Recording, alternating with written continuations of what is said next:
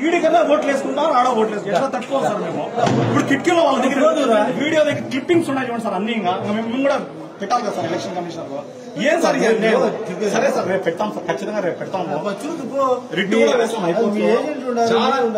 Agent దూరంగా కొట్టి వేసుకోవడం బెదిరించో వేసుకున్నారు.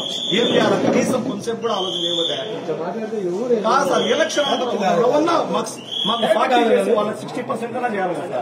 అట్లంతా చేయము. ఎవరు పర్సెంటేజ్ చేసేది ఏమో సార్. మా ఉద్యోగం నేను చేస్తాను. కంప్లీట్ గా వాళ్ళకే స్కాన్ చేస్తున్నారు సార్. అట్లా మాట్లాడారు. ఆ క్లిప్పింగ్స్ చూడండి సార్, లోపల వేసుకుంటారు. ప్యూర్ ఉన్నారు, మీ ఏజెంట్లు ఉన్నారు, కంప్లీట్ గా రిగ్గింగ్ చేసుకుంటారు. చూడు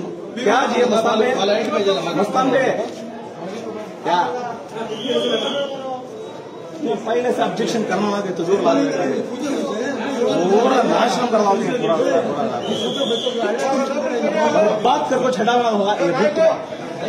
ఆ రూమ్ లో బస్సు ఈ రూమ్ లో ఓట్లు వేసుకుంటారు. ఏం ఇంత అన్యాయం ఇది?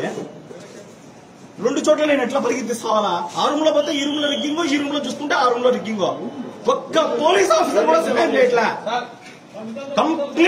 కంప్లీట్ గా వైసీపీ కార్యకర్తలాగా పనిచేస్తున్నారు. ఏమి అన్యాయం మీకు? పురుగులు పడి చేస్తారు. ఇంత పాపం చేస్తున్నారు. మమ్మల్ని ఇబ్బంది పెడతారు. పురుగులు పడి చేస్తారు. ఇంత సతాయిస్తారు. వేసుకునే ఈడ 200 ఓట్లు వేసుకున్నారు. ఏం అన్యాయము? 30 మంది 40 మంది వాళ్ళు నిలబడాలా? ఒక్కడే నేను సవాలా ఇడ?